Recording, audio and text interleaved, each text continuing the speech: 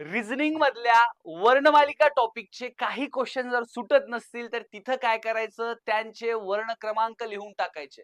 मी बऱ्याचदा तुम्हाला सांगतो की बाबा 26च्या 26 वर्णांचे क्रमांक तुम्हाला तोंडपाठ पाहिजेत. या प्रश्नामध्ये तुम्ही अनेक लॉजिक लावले असताल, परंतु प्रश्न सुटत नाही. इथं फक्त यांचे क्रमांक लिहायचे.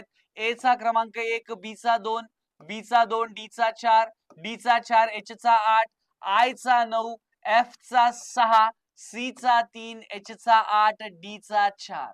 मग बघा, हे काय दिसतंय 12, हे काय आहे 24, हे काय 48, 96. 12 ची दुप्पट 24, 24 दुनी 48, 48 दुनी 96, 96 दुणे किती होतंय, 96 दुणे 192 किंवा 100 ला 4 कमी, 200 ला 8 कमी, म्हणजे इथं आपल्याला 192 पाहिजे.